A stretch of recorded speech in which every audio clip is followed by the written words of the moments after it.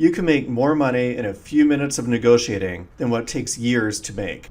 Welcome to State of the Laundry Industry with Laundromat, Episode 30, How to Negotiate a Laundry Lease.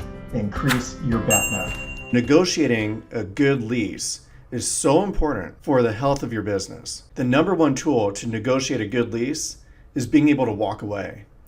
Could you imagine if you're negotiating and the person you're negotiating with knows that you have to make a deal?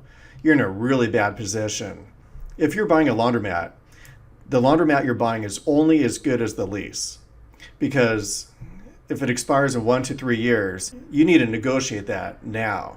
You can't wait until that time ends, because it's going to be a lot easier to negotiate a better terms on the lease or extend it than after you buy. Because after you buy, the landlord knows you're stuck. Sometimes it's easy to get greedy, meaning, oh, I want to get this opportunity, I want to make it work, and you ignore the red flags. And the red flag is if there's not much time left on the lease and you're not able to get extensions. An important term is BATNA, BATNA. It stands for Best Alternative to No Agreement. So when you're buying a laundromat and there's not much time left on the lease, your BATNA, if there's no agreement, if you can't negotiate with the landlord, your BATNA is you can walk away.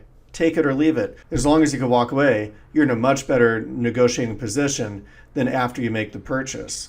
And that begs the question, what do you do when you're renegotiating your lease and you're out of options and all your machines are hard mounted in there, you got all the plumbing, and the landlord's looking at that and saying that person's in BATNA, best alternative to no agreement is they lose their laundromat.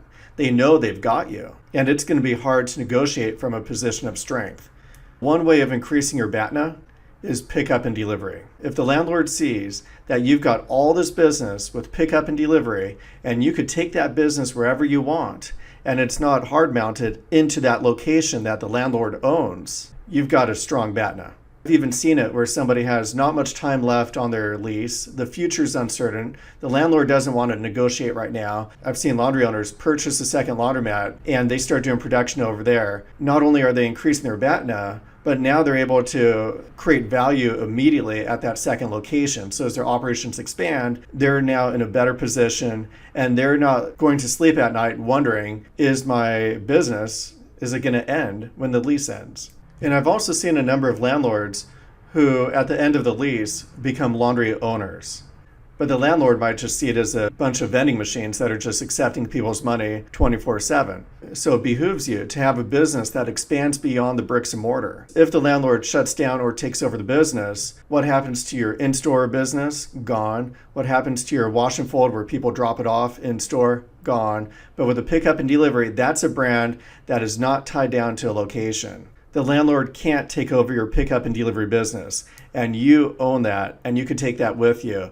So your BATNA, your negotiating position is stronger than ever, because ideally you can work it out, but you don't have to. You can take your business with you. So at Curbside Laundries, we have clients who they were not able to renew their lease, but their pickup and delivery business is going strong. Some of our clients who lost their laundromats, they're doing their laundry at other places. Some of them have bought another laundromat and are doing the pickup and delivery at the new location. Some of them have actually purchased warehouse space and are doing the wash and fold at an industrial location. But the point is when they were not able to renew their lease, they didn't lose everything. They still have their business. And especially during times of uncertainty, it's great to have a diversified business. One of our clients said he went into pickup and delivery defensively. It was a defensive play because if we didn't do it, we were afraid that, there were going to be the other laundromats were going to poach our wash and fold business. I see pickup and delivery as the future because wash and fold clients value convenience. And what's more convenient than having your laundry picked up from your doorsteps?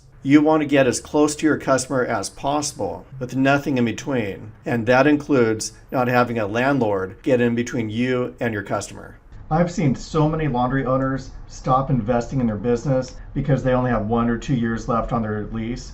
With pickup and delivery, you could always have your foot on the gas pedal and continue growing your business. When it comes time to renegotiate your lease, you're in such a better position because you have already future-proofed your revenue stream. To learn more about the Curbside Laundries wash and fold and pickup and delivery software, go to curbsidelaundries.com.